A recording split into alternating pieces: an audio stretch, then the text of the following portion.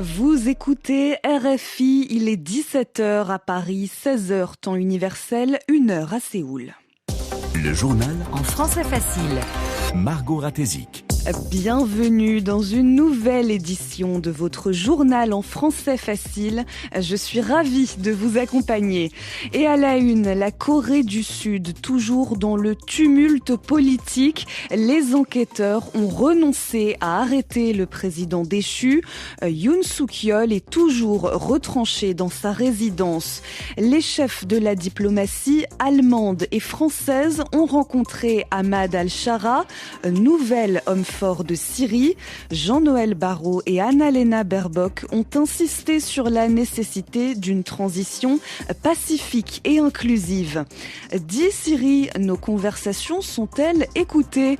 Des plaignants américains accusent l'assistant vocal d'Apple d'avoir violé leur confidentialité. La Corée du Sud, toujours plongée dans le chaos, le tumulte politique. Les enquêteurs venus arrêter le président déchu ont battu en retraite. Ils ont fait machine arrière face aux très nombreux gardes du corps. Yoon Suk-yeol est sous le coup d'un mandat d'arrêt. Il est accusé de rébellion après sa tentative ratée d'instaurer la loi martiale. C'était il y a un mois. Carlotta Morteo, bonjour. Bonjour à tous. Malgré ce mandat d'arrêt, le président sud-coréen reste retranché, enfermé chez lui. Il bénéficie de la protection du service de sécurité présidentielle. Oui, c'est cette unité de police et de renseignement, cette garde rapprochée du président, qui a bloqué les enquêteurs qui, pendant 5 heures, ont essayé d'arrêter le président Yoon ce vendredi matin.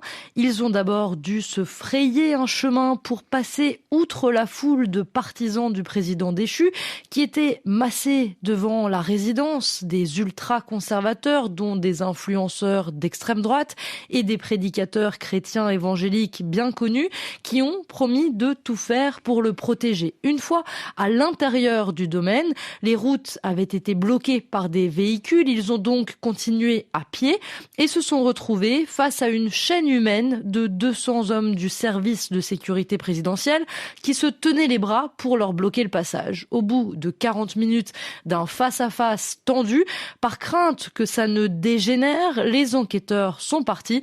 Le président déchu a ignoré déjà 3 citations à comparaître devant les juges. Le mandat d'arrêt expire lundi prochain. D'ici là, des groupes de la société civile et des membres de l'opposition ont déposé une plainte contre le chef de ce service de la sécurité présidentielle, réputé très proche de Yoon Suk-yeol, qui pourrait être donc ce chef de service de la sécurité présidentielle pour entrave à la justice et abus de pouvoir. Merci Carlotta Morteo du service international de RFI. Le chef de la diplomatie française appelle le nouveau pouvoir syrien à une solution politique avec les Kurdes. Il a également demandé la destruction du stock d'armes chimiques de la Syrie. Jean-Noël Barrot et son homologue allemande Annalena Baerbock se trouvent à Damas où ils ont rencontré le nouvel homme fort de la Syrie. La Syrie, toujours dans un climat très instable, des opérations de ratissage ont été lancés ce jeudi sur des quartiers de la minorité alaouite. C'est la minorité à laquelle appartient l'ancien régime Assad. Les pertes humaines de l'armée israélienne en hausse, en augmentation. 921 soldats israéliens ont perdu la vie entre 2023 et 2024 selon l'armée. La plupart d'entre eux ont été tués depuis l'attaque du 7 octobre du Hamas contre Israël. Michel Paul à Jérusalem. A commencer par l'attaque surprise du Hamas sur les villages entourant la bande de Gaza et également sur des bases militaires. 329 soldats ont trouvé la mort lors des événements meurtriers survenus ce jour-là. Par la suite, avec le début de l'incursion terrestre de l'armée israélienne dans la bande de Gaza, 390 soldats sont morts lors des combats dans l'enclave palestinienne. 37 militaires ont été tués sur le front nord de part et d'autre de la frontière avec le Liban en combat avec le Hezbollah, mais aussi en résultat de tirs de roquettes et d'attaques de drones. L'armée indique encore que 11 soldats sont morts en Cisjordanie pendant cette même période, et c'est le nombre le plus élevé de pertes sur le front intérieur, hors des zones de combat proprement dites. Mais ce n'est pas tout. Ce rapport fait également état d'une augmentation des cas de suicide de soldats, un nombre record de soldats qui ont mis fin à leur jour, avec 38 d'entre eux qui se sont ôté la vie en 2023-2024. Les motifs de ces suicides n'ont pas été indiqués. L'armée attribue notamment ce nombre élevé en partie à la mobilisation massive de réservistes. Michel Paul, Jérusalem, RFI. Et l'armée israélienne, toujours, dit avoir intercepté, arrêté un missile ainsi qu'un drone en provenance du Yémen. Les 2 tirs ont été revendiqués par les rebelles Houthis. Plusieurs attaques de ce type ont été lancées contre Israël depuis le début de la guerre à Gaza. Les Houthis, soutenus par l'Iran, disent agir en solidarité avec la Palestine. Le journal en français facile. Le gouvernement britannique veut s'attaquer aux gangs de passeurs à l'origine des traversées de la Manche des personnes migrantes. Une série de mesures a été annoncée par le ministère de l'Intérieur. Le Premier ministre, Keir Starmer, entend traiter ces gangs comme des organisations terroristes.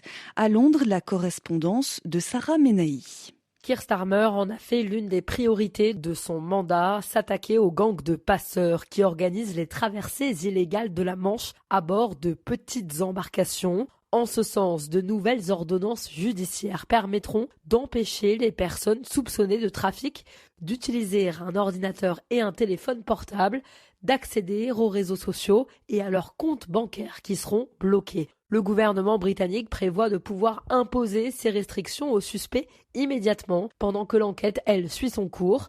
Les forces de police pourront donc demander directement à la Haute Cour de Londres de délivrer ces ordonnances sans attendre quelconque décision des services judiciaires de la Couronne. Cette annonce du gouvernement britannique intervient alors que le bilan chiffré de l'année 2024 est tombé. L'an dernier, ce sont près de 37 000 personnes qui sont entrées illégalement sur le territoire britannique en traversant la Manche. L'année 2024 affiche aussi un triste record avec au moins 76 décès dans une vingtaine d'accidents. Sarah Menahi, Londres, RFI. Nombreux sont les détenteurs d'iPhone à utiliser l'assistant vocal Siri. Et si cet outil enregistrait des conversations, des discussions à notre insu, c'est-à-dire contre notre gré? C'est en tout cas ce que dénoncent des plaignants américains. Et pour éviter des poursuites, Apple a alors accepté de les indemniser à hauteur de 95 millions de dollars. Les précisions avec Agnieszka Kumor. D'après le recours collectif déposé en 2019, l'assistant vocal présent dans le iPhone pouvait être activé accidentellement et enregistrer des conversations privées, des enregistrements qui ont pu être transmis à des tiers. Pour mettre fin aux poursuites, la firme à la pomme a décidé donc de passer un accord. Les enregistrements en question doivent être supprimés et l'entreprise devra bien expliquer aux utilisateurs leur choix concernant le stockage de données collectées par Siri s'ils choisissent d'aider Apple à améliorer son assistant vocal. La somme de 95 millions de dollars devrait être distribuée entre les consommateurs dont le nombre serait potentiellement élevé aux États-Unis. Ce n'est pas la première affaire de ce genre. En 2023, Amazon a dû payer 30 millions de dollars pour éviter des poursuites concernant le stockage de données par son assistant vocal Alexa. L'utilisation de ces logiciels va devenir un sujet encore plus sensible avec l'intégration déjà attendue de l'intelligence artificielle. C'était les précisions d'Agnieszka Kumor. Un mot du Vendée Globe pour finir. 54e jour de compétition.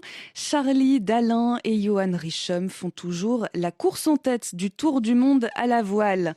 Il est bientôt 17h10. Ici à Paris, c'est la fin de ce journal en français facile que vous pouvez réécouter sur françaisfacile.rfi.fr.